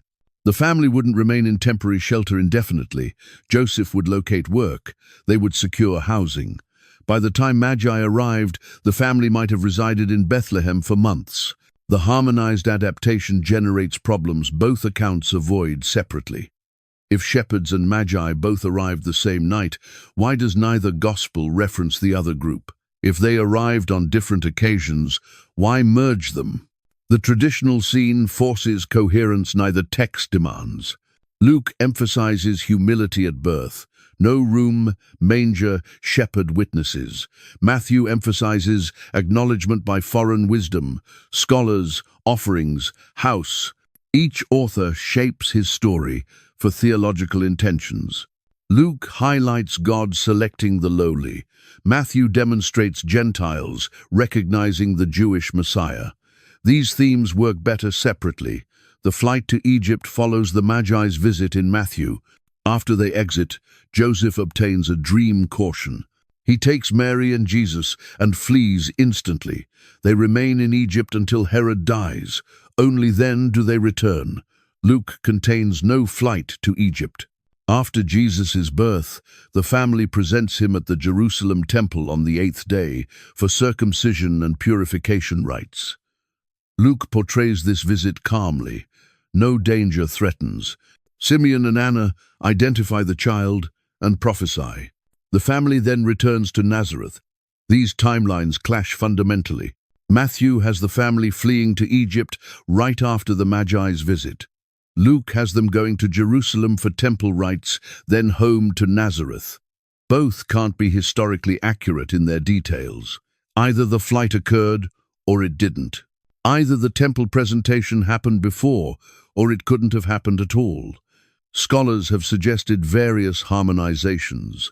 Perhaps the temple visit occurred before the Magi arrived. Perhaps the family returned from Nazareth to Bethlehem later. Perhaps the flight to Egypt happened after the temple visit, but Luke didn't reference it. These solutions demand adding occurrences neither text portrays. Simpler clarification. Matthew and Luke, composed independently with different sources and theological interests. Neither understood the other's account. Each related the narrative he obtained or constructed. We shouldn't anticipate them to align perfectly because they weren't composed to be harmonized. This acknowledgement troubles some audiences. If the Gospels don't agree on basic facts, can we trust them? The inquiry presumes contemporary historical standards. Ancient biography worked differently. Authors shaped material to fulfill theological claims. Exact chronology mattered less than significance. Both evangelists affirm Jesus' birth in Bethlehem, his Davidic lineage, and miraculous circumstances. Both perceive divine intention in the birth. The differences exist in details and witnesses, not core claims. Ancient audiences wouldn't have worried about harmonizing these accounts the way contemporary audiences do. Matthew's longer timeline also affects how we picture the Magi's visit. Popular imagination depicts them arriving at the manger scene, but Matthew portrays a toddler in a house. The child could walk, perhaps talk. Mary and Joseph had settled into Bethlehem existence. The scene looks different from traditional portrayals. This also changes the offering's importance. Presenting gold, frankincense, and myrrh to a newborn in a stable emphasizes contrast. Wealth honoring poverty. But if the family resides in a house and Jesus is older, the offerings become diplomatic tribute to a settled, though humble household. The dynamic shifts subtly. The 2-year time frame also signifies the Bethlehem massacre eliminated toddlers and young children, not merely infants. This intensifies the tragedy. Mothers lost walking, talking children. The scope of violence widens. Herod's paranoia targeted a broader age range, demanding more extensive elimination.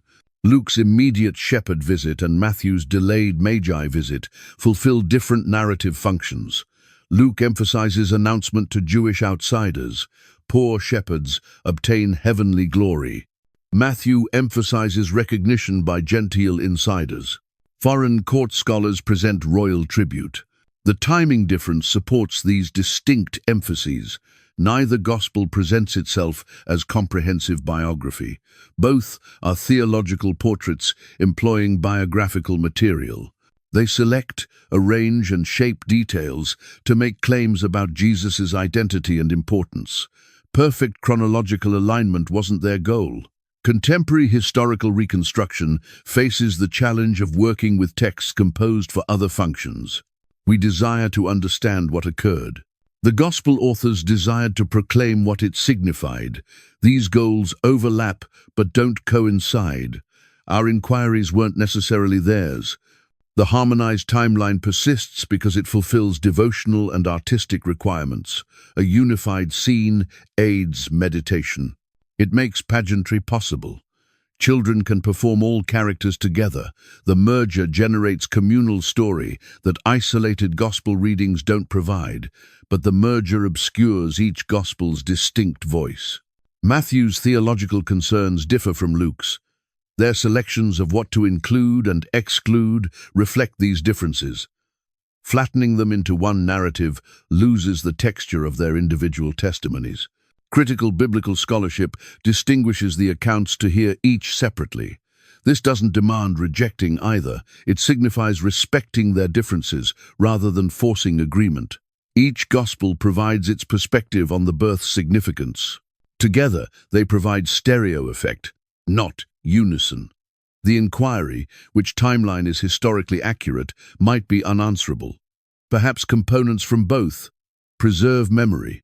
Perhaps both adapted traditions to suit their intentions. Perhaps historical reconstruction at this distance and with these sources has necessary boundaries. What we can state: Matthew presents the Magi visiting a house, locating a child possibly up to 2 years old, triggering flight to Egypt. Luke presents shepherds visiting a manger, locating a newborn, followed by temple presentation. These aren't the same occurrence. They don't easily occupy the same chronology. The narratives diverge. This divergence doesn't reduce their importance. It reminds us that gospel stories fulfill proclamation, not contemporary biography. They announce good news through narrative. The narratives possess theological significance beyond historical detail. Harmonization, while comforting, isn't demanded by the texts themselves. The enduring archetype, why the Magi matter. The narrative persists. 2,000 years later, we still relate it. Every December, the Magi reappear in stained glass, in song, in pageants, in art. They've traveled from Matthew's 16 verses to global consciousness. Why do they endure? They represent something fundamental. The tradition they embody transcends their historical particulars. Seekers from distant lands follow indications to locate truth. Scholars employ learning to discover significance. Foreigners identify what locals miss. The expedition itself transforms from observation to interpretation, to quest, to acknowledgement, to worship. This tradition resonates across cultures and times. Human beings pursue meaning. We observe, interpret, travel. We carry our offerings to what we identify as ultimate. The Magi model this universal human movement toward the transcendent. Their narrative becomes archetypal. Matthew's theological intention shines through unmistakably. He composes for Jewish Christians, wrestling with their movement's relationship to Judaism and to Gentile inclusion. The Magi resolve a narrative problem. How do you demonstrate that Jesus' importance extends beyond Judaism without abandoning Jewish roots? The Magi provide the response. Gentile wisdom identifies the Jewish Messiah. Foreign learning bows before Hebrew prophecy. The nations arrive pursuing what they cannot locate through their own frameworks alone, but their pursuit prepares them to identify truth when they encounter it. The encounter validates both Jewish prophecy and Gentile astronomy.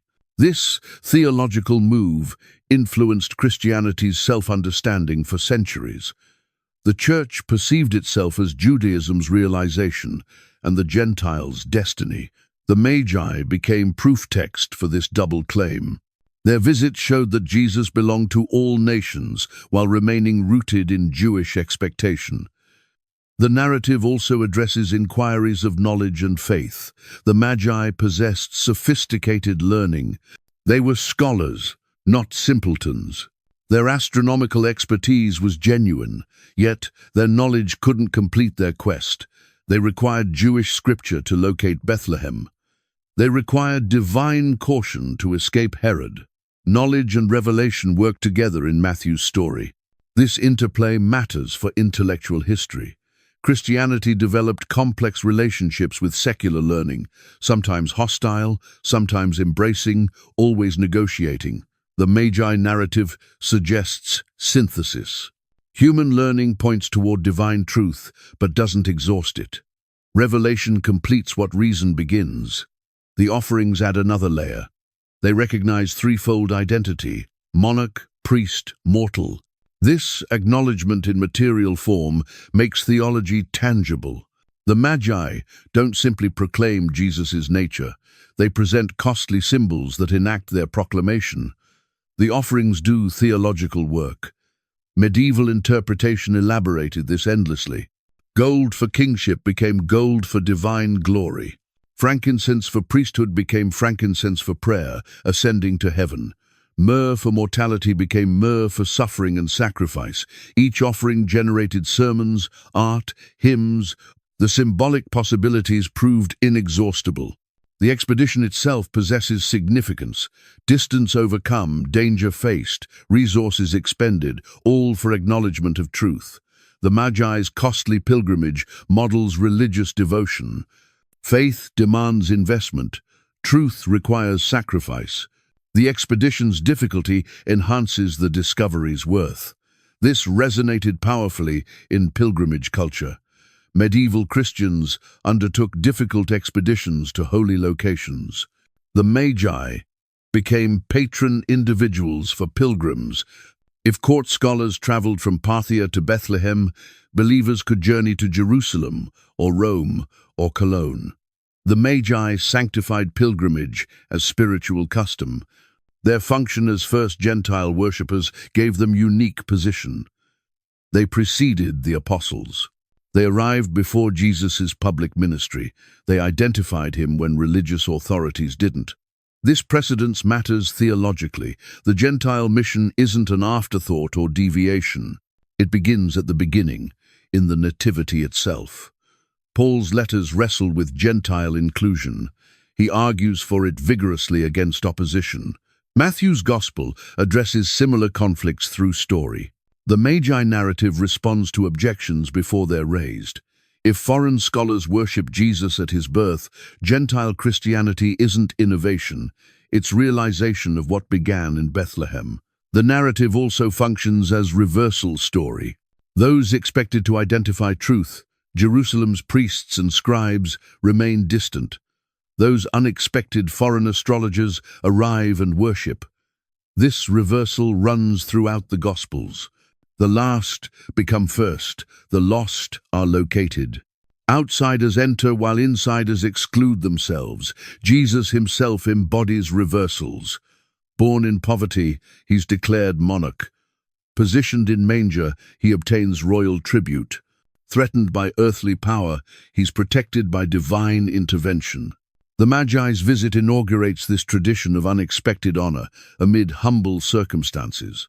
Artistically, the Magi provided endless possibilities. Their expedition offered narrative drama. Their offerings gave symbolic significance.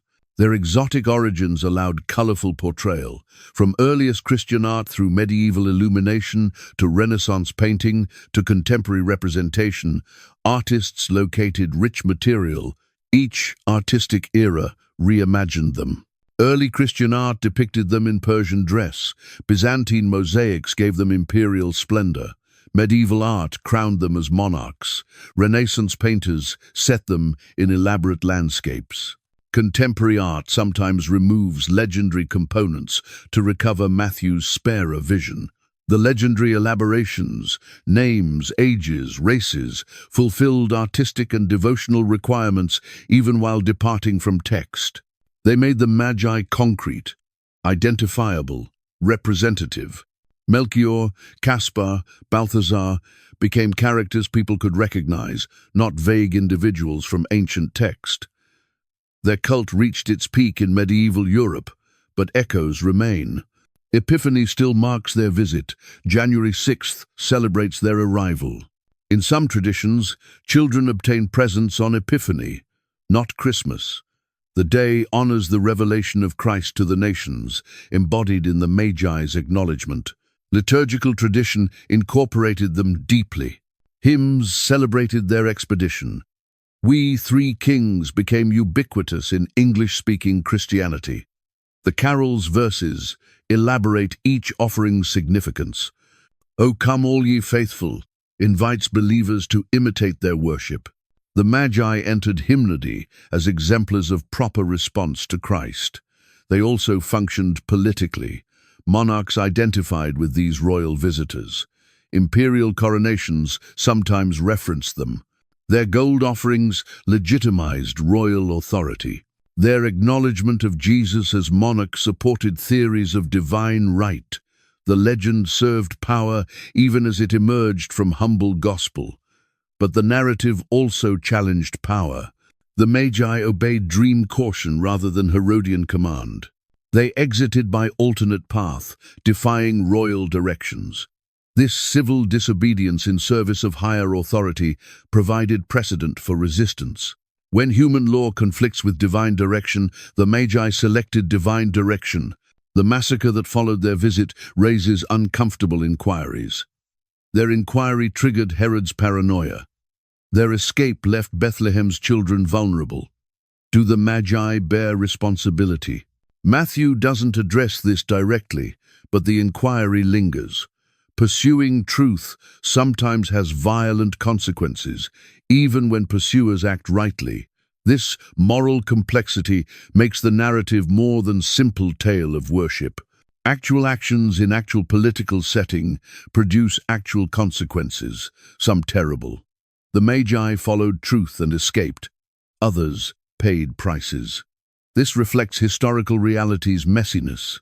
Good actions don't guarantee good outcomes for everyone affected. Contemporary interpretation struggles with the narrative's exclusivity. Christianity often claimed the Magi proved its superiority. Even pagan astronomers identified Jesus. But this triumphalism sits uneasily with contemporary interfaith sensitivity. Can we value the narrative without employing it to diminish other traditions? Some contemporary readings emphasize the Magi's integrity. They employed their own wisdom traditions honorably. They followed where truth led. They didn't abandon their learning, but carried it to fuller comprehension. This interpretation suggests respect for multiple paths toward truth, rather than conquest of one framework by another. The Magi also represent religious pursuing itself. Every tradition has pursuers. Those unsatisfied with easy responses, those following difficult inquiries, those willing to journey far for truth. The Magi embody this universal human religious impulse. Their particularity, Persian scholars pursuing Jewish Messiah, doesn't exhaust their symbolic resonance. They remind us that truth pursuing demands effort. The celestial indication alone wasn't sufficient. Observation demanded interpretation. Interpretation required expedition. Expedition involved risk. Risk preceded acknowledgement. Acknowledgement led to worship. Each step constructed on previous steps. There are no shortcuts in the Magi narrative. Their worship models appropriate response to encountered truth.